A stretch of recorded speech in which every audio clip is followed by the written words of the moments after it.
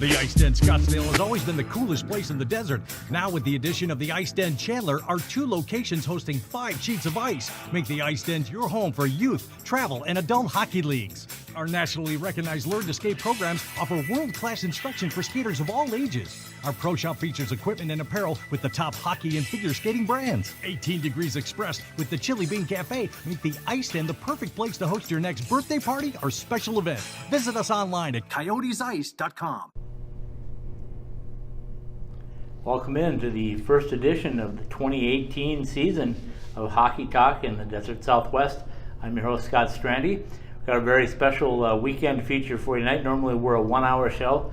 This weekend we're going to have 2 shows for you right here in the beautiful T-Mobile Arena, the home of the Vegas Golden Knights, and more importantly this weekend, the home of 4 great NCAA hockey teams. Boston College, Michigan Tech, Northern Michigan will join Arizona State in a 4-team, 2-day tournament here at the beautiful T-Mobile Arena. We're happy to be here. We're happy to bring you the great coverage.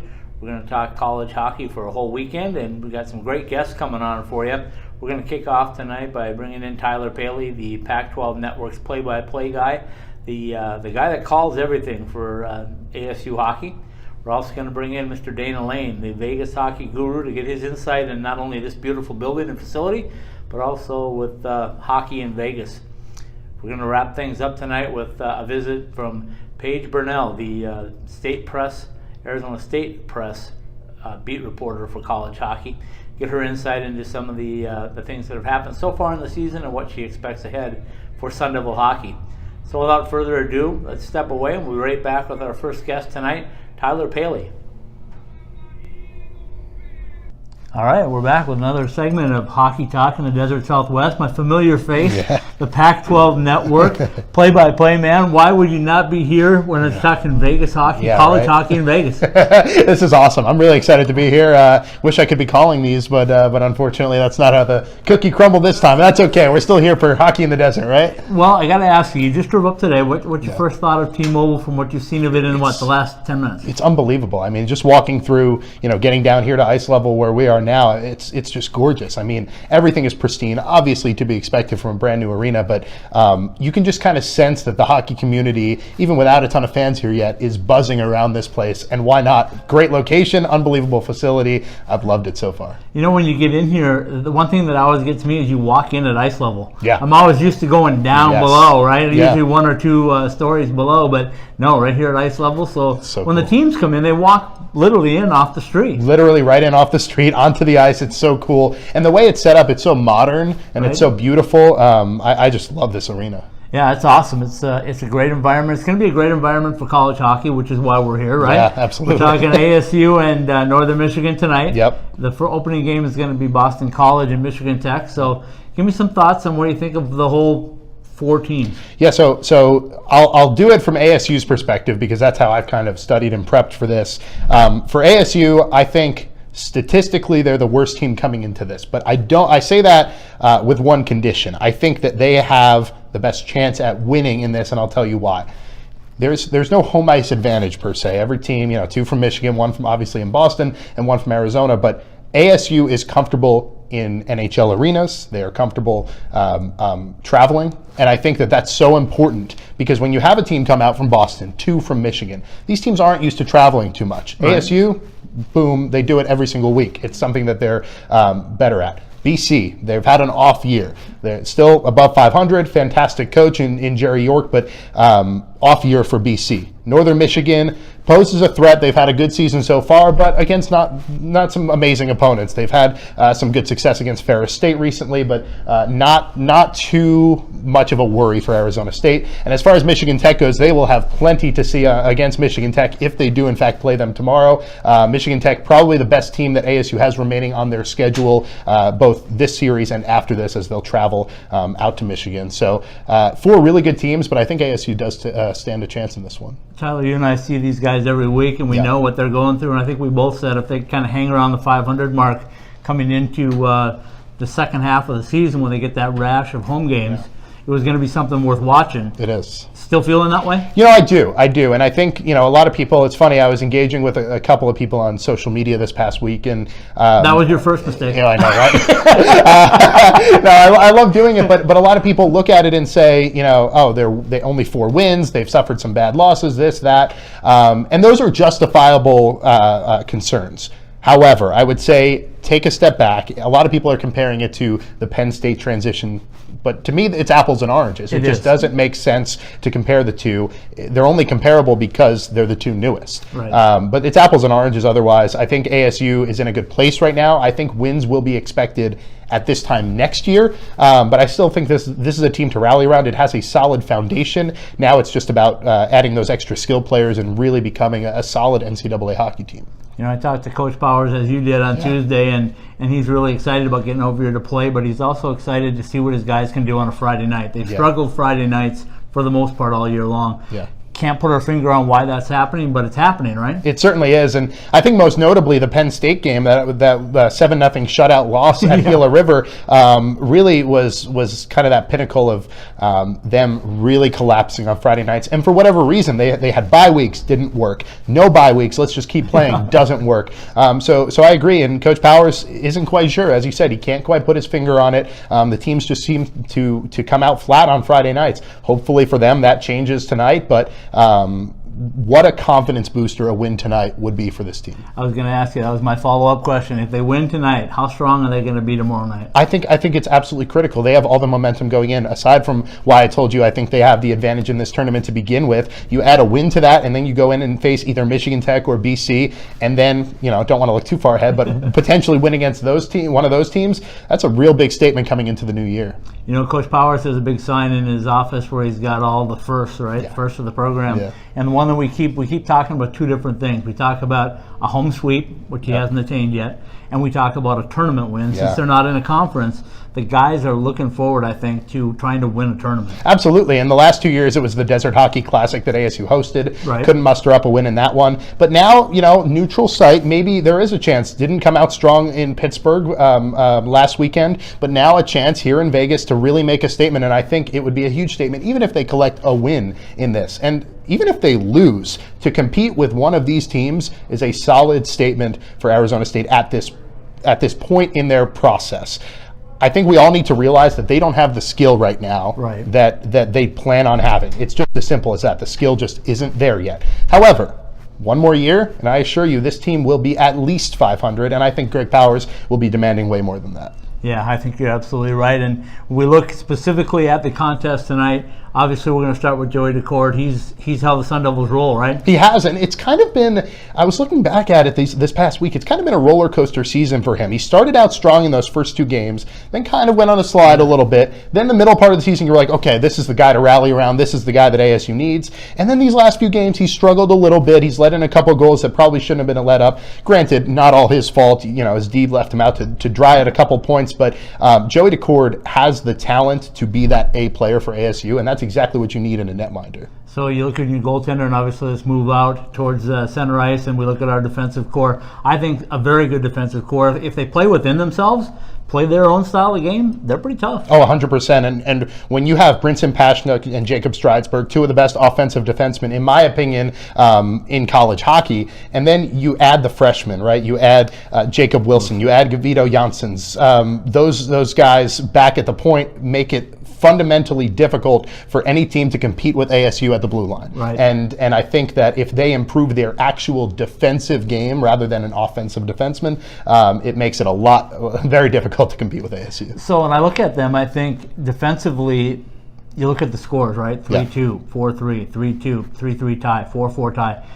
Defensively, they've done a pretty solid job. The problem is getting the puck in the net, isn't it? Absolutely, and the offense has really struggled. And don't get me wrong, there are some sparks. Johnny Walker has been a tremendous spark. Obviously, Tyler Bush, Anthony Croston, those guys, we talked to Coach Powers, and he was saying usually on a normal team with normal skill, they're lower line players. However, they're being forced on these first and second lines for Arizona State, which is a good thing for them. They're able to thrive, and when they get hot, you and I were talking about it at practice, they get really hot, especially Tyler Bush. So they have the pieces to be able to compete. They don't have the pieces yet to be a Frozen 14. There's no question about it. However, if these guys can really step up and light a spark for ASU's offense, there's no reason they can't win.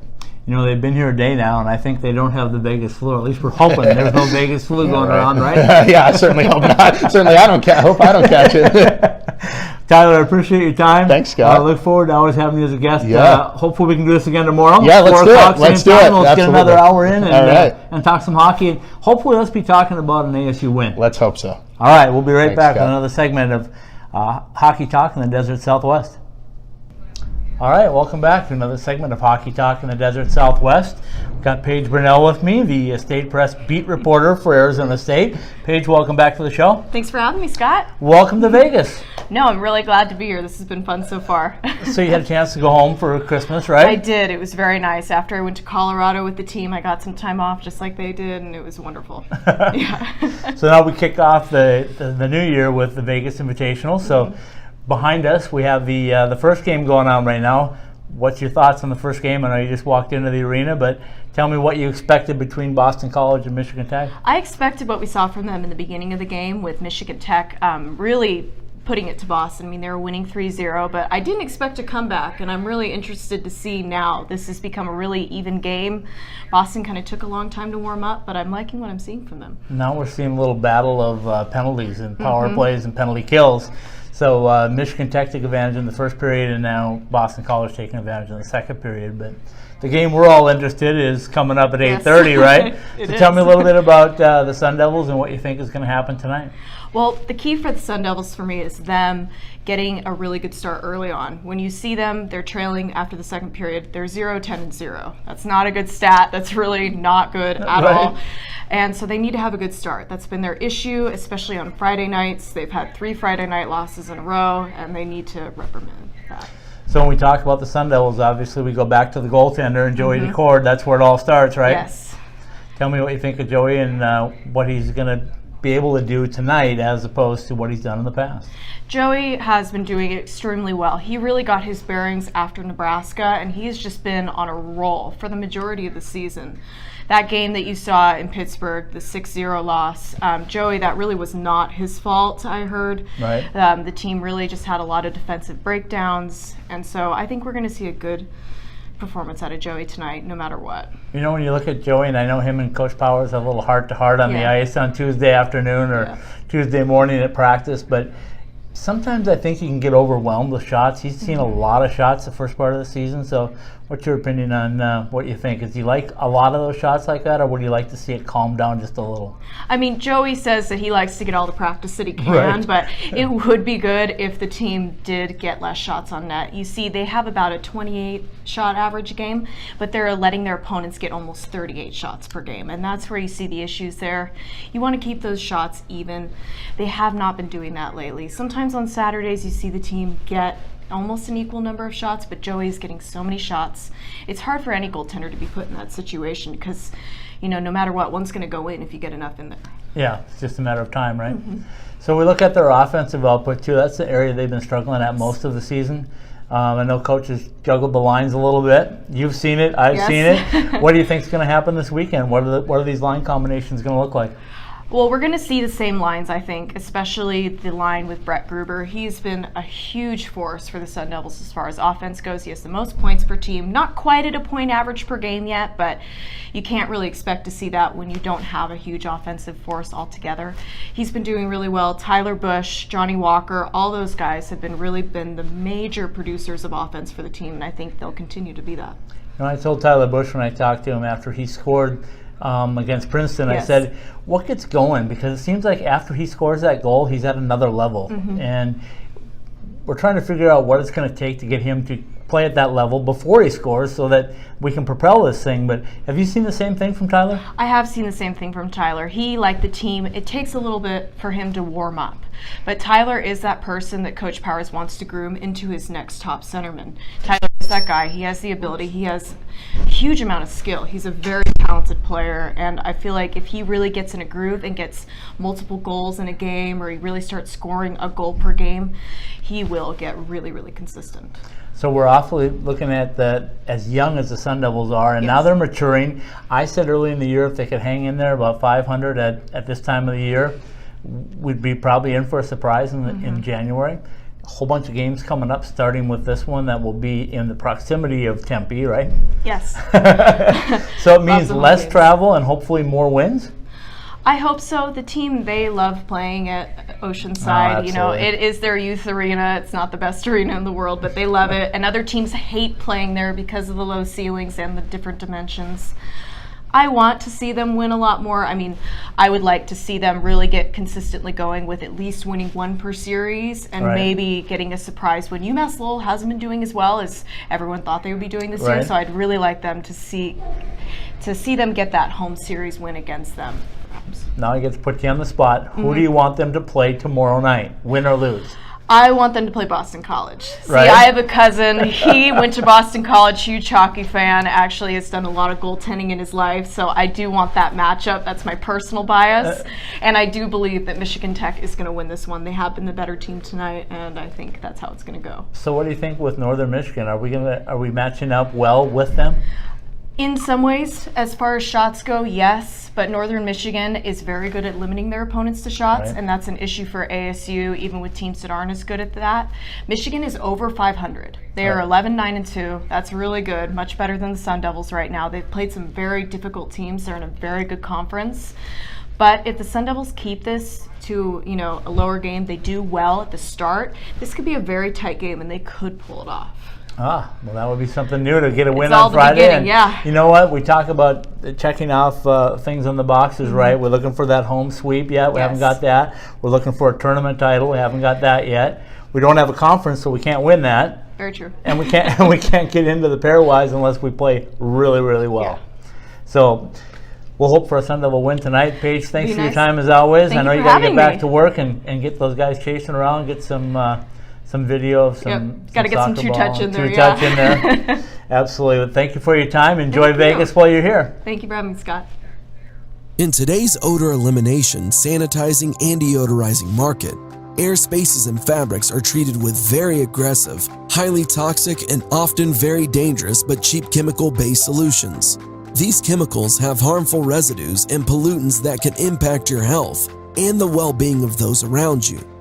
This is the bad news. The good news is there's something better. That something is OxyPal.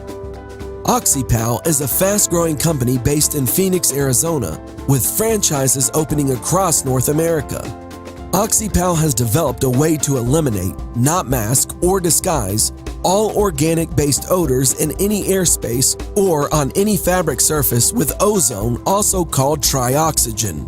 Ozone is present in the atmosphere, and it is what protects our planet, our environment, and every living thing on Earth. Through years of research and development, OxyPal has perfected a way to harness and apply this powerful solution to purify airspaces and fabric surfaces safely and effectively, eliminating all organic bacteria, viruses, mold, fungi, and allergens on the molecular level. OxyPal has designed and perfected many next-generation and evolutionary alternative products and services safe for people, pets, and our planet. The solutions offered by OxyPal are stronger, safer, non-toxic, and a great value. Visit our website and online store today at www.oxypal.com. On our website, you can make a service appointment, buy products, or learn more about us and our great franchising opportunities. We need you. We need you. We need you to support Wildcat hockey. The Wildcats are back in action, and it's time to show your U of A pride at the TCC Arena. Please call for tickets or come to the TCC box office. U of A hockey is affordable and fun for the entire family. We need you. We need you. We need you to support U of A Wildcat hockey. All right, welcome back to another segment of Hockey Talk in the Desert Southwest. Wouldn't be coming to Vegas if I didn't bring this guy on. It's the Vegas Invitational. We got Nick ROBONE with us. Nick, welcome back. Thanks for having me. Appreciate it. First thing I got to say is you're looking great. Thank you. The recovery efforts have been going well, I take it. Yeah, pretty much, gotten through the tough stuff now. All my physical therapy's done with and everything like that. And I'm just excited to be back on the ice with the guys and get back to doing what we're trying to accomplish. So you guys come in ranked number 10, right? UNLV hockey, number 10, ACHA D1. Now you've been on this little stretch away from home, and you're going to continue that, I understand, the start of the new year before you get back on CNA ice. Yeah, tough trip to Minot and Jamestown next weekend. We leave Wednesday. Then after that, we're going to head to Utah, and then finally we'll be back home at CNA. So next 5 games are on the road. We've done pretty well on the road. I think that we have a really tight-knit group, and part of being successful, out there is having a close group of guys that are willing to battle for each other in tough environments. So going to Minot's going to be no different. They got a great program, and I think that we're right there with them. You guys built and prepared for this season last year, right? You were thinking ahead. You knew what was going to happen. You knew you were going to make this step up. Tell me what it's been like this year. Has been what you expected? We don't really, when coming into this year, I don't think we knew exactly what we were going to have with this group of guys. We knew we had an exponential amount of talent, but to see them finally start to gel was what really made me think, okay, hey, this group can go a long way. So halfway through the year now, you kind of have a better understanding of where you're at. We definitely have 20 new faces. At the start of the year it was pretty obvious, but now moving forward and kind of getting into the later parts of the season, I think we got a great group of guys, and we can hopefully do some damage later down the road in March. So for those that don't know, tell them a little bit about your adjustment into the new arena. It's been really great for the program and for the guys, right? Yeah, the partnership we have with the Vegas Golden Knights is unbelievable. I know we've talked about it before. Our locker room has been a huge recruiting tool for us. The venue itself is unbelievable. The ice, the boards, all that stuff. And then the crowd. I mean, we needed to expand in order to kind of build momentum with this program, and the expansion helped. We're able to fit more fans in there, and we pack it on a daily basis, and it's exciting right now. So we're visiting now, and we're watching NCAA hockey at T-Mobile behind us. A few years ago, did you think there was going to be NCAA hockey right here in your own backyard? I don't think anybody thought that. Right. I mean, to have that here, it's great for the city. It's great for hockey here. I mean, just to open the eyes to a lot of people, the college hockey landscape is really important.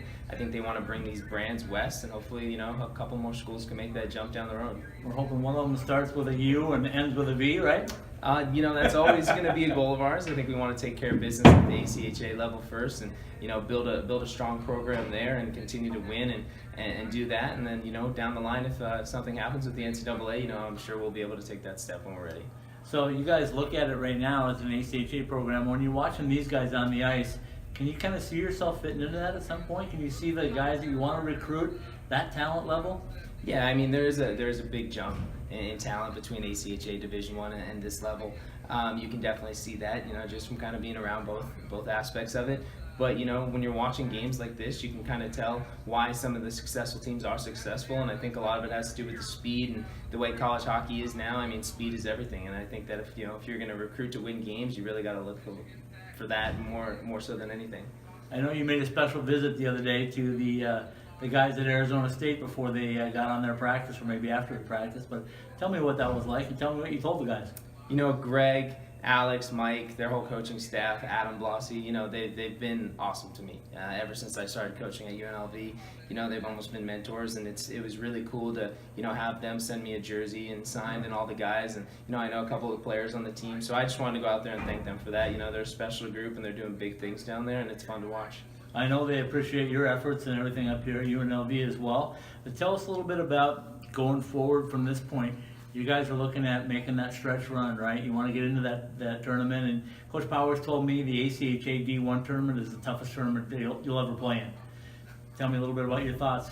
Yeah, I mean, this will be my personally first time experiencing that, assuming we're going to get there. Right. I think right now we just want to continue to get better every week and make sure that we handle each weekend the way we need to. We definitely still have some tough tests coming up, and then hopefully they're going to prepare us for the big run in the end of March. But it is a very tough tournament. There's a lot of great teams there. It's you kind of have to have the perfect storm to win it all. Good goaltending, defense, got to get the bounces. So we'll take that. Once we get there, we'll handle business. And I have to finish up by asking you about the Golden Knights. What's up with that team, man? They just do nothing but win. It's incredible. I mean, it's fun to watch. The city's buzzing because of it, and they're a really skilled, I can take that back. They're not an overly skilled group. They're a very gritty group. They're very well coached, and you can tell that they really kind of play with a chip on their shoulders. So it's really fun to watch right now in Vegas. When you watch those guys, you see them all the time, and I know you do. You could run into them in the locker rooms and at the arena, but all of those guys have taken to Vegas, haven't they? Have they adopted Vegas as their home now? They have, and I think it hasn't taken them long to realize that Vegas is much more than just that 6-mile stretch on the Strip. I mean, there's communities there here in town, and there's a lot of hardworking people here, and I think they've noticed that, and they really embraced it, and I think that they realize that they're members of this community just like everybody else, and it's really cool to have them here. Let's wrap it up with, I had a chance to visit with the 2 Vegas natives on the Sun Devil team, and I know they were excited to come back here, especially excited to play in T-Mobile. So you've had some opportunities to see those two, right, with Dominic Garcia and Joey Ratz? Yeah, Joey's a couple years younger than me, and Dom's a few years younger than him, so we kind of all ran around the same hockey circles. It's a pretty small community here in Vegas, and they both got great heads on their shoulders, and I look forward to watching them here, and hopefully they're successful and walking out here with 2 W's in the next few days. Nick, it's always a pleasure. Thank you for stopping by and taking some time with us, and go back and enjoy some NCAA hockey. Yeah, thanks for having me. Appreciate it. All right, we'll be right back to wrap up another edition of Hockey Talk in the Desert Southwest in just a few minutes.